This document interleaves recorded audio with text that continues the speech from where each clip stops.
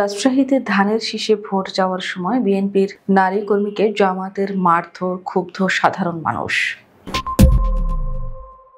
রাজশাহীর পবায় ধানের শীষ প্রতীকে ভোট চাইতে গিয়ে হেনস্থা ও মারধরের অভিযোগ ওঠা জামায়াতের কর্মীর বিচারের দাবিতে মানববন্ধন করা হয়েছে। শুক্রবার সকাল 10:30টার দিকে নগরের সাহেববাজার জিরো পয়েন্টে সচেতন নারী সমাজের ব্যানারে এই কর্মসূচির আয়োজন করে রাজশাহী নারী ও শিশু অধিকার ফোরাম।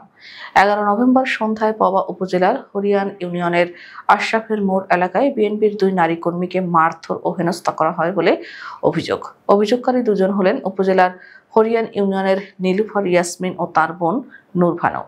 অভিযুক্ত ব্যক্তির নাম নুরুল ইসলাম, তিনিও একই এলাকার বাসিন্দা ও জামায়াতের কর্মী। এই ঘটনার পর ভুক্তভোগী থানায় সাধারণ ডায়েরি করেন ও বৃহস্পতিবার 13 নভেম্বর সংবাদ সম্মেলন করেন। মানববন্ধনে বক্তব্য দেন বিএনপির ত্রাণ ও পুনর্বাসন বিষয়ক সম্পাদক ও রাজশাহী 3 আসনে দলীয় প্রার্থী শফিকুল হক, বিএনপির মিডিয়া সেলের সদস্য ও কৃষক দলের কেন্দ্রীয় যুগ্ম সাধারণ সম্পাদক মাহমুদা হাবিবা, মহিলা দলের রাজশাহী মহানগরের সভাপতি শামসাদ মিতালী, রাজশাহী বিভাগীয় মহিলা দলের সাংগঠনিক সম্পাদক রোকসানা বেগম, রাজশাহী বিশ্ববিদ্যালয়ের জাতীয়তাবাদী শিক্ষক ফোরামের সভাপতি অধ্যাপক আব্দুল আলিম, ইউট্যাবের রাজশাহী বিশ্ববিদ্যালয়ের সভাপতি অধ্যাপক মামুনুর রশিদ প্রমুখ। বিএনপি নেতা শফিকুল হক বলেন, নির্বাচনের ট্রেন চালু হয়েছে, কিন্তু এ সময় রাজশাহীর এই ঘটনা কিছুটা হলেও সেই ট্রেনকে বাধাগ্রস্ত করেছে। নারীদের নির্বাচনে অংশগ্রহণ নিশ্চিত করতে হবে। রাজশাহীতে যারা নারীদের হেনস্থা করছেন তাদের দৃষ্টান্তমূলক শাস্তি দিতে হবে, যাতে ভবিষ্যতে কেউ এ ধরনের কাজ না করতে পারেন। শামসাদ মিতালী বলেন, আমাদের দেশে 52% ভোটার নারী।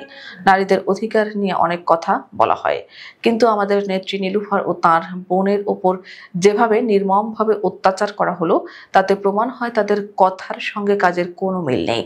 এ ঘটনার সুষ্ঠু তদন্ত ও বিচার না হলে নারীরা দেশ জুড়ে কঠোর আন্দোলনে নামবেন।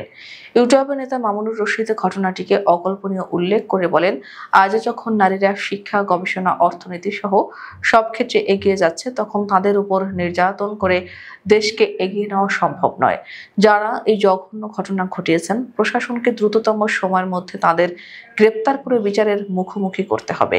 বিএনপির মিডিয়া সেলের সদস্য মাহমুদা হাবিবা বলেন, আমরা শুধু একজন কর্মীর উপর হামলার বিরুদ্ধে দাঁড়াইনি, আমরা দাঁড়িয়েছি সেই সংস্কৃতির বিরুদ্ধে যা একজন পুরুষকে রাজনৈতিক পরিচয় নারীর গায়ে হাত তোলার সাহস যোগায়।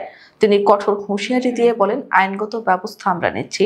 যেই পা আমার বোনের দিকে উঠেছে, সেই পা আইনের মাধ্যমে ভেঙে দেওয়া হবে। অভিযোগের বিষয়ে জামায়াতের কর্মী নুরুল ইসলাম দাবি করেন, তাকে উদ্দেশ্য করে আমার বউ নৌকাতে ভোট দিচ্ছি বলে কটূক্তি করায় তিনি ক্ষুব্ধ হয়ে ওই নারীকে শুধু ধাক্কা দিয়েছিলেন, এর বেশি কিছু ঘটেনি। কাটাখালী থানার ভারপ্রাপ্ত কর্মকর্তা আব্দুল মতিন বলেন, এ ব্যাপারে থানায় একটি জিডি করা হয়েছে। জিডিটি আদালতে পাঠানো হয়েছে, বিষয়টি তদন্তাধীন।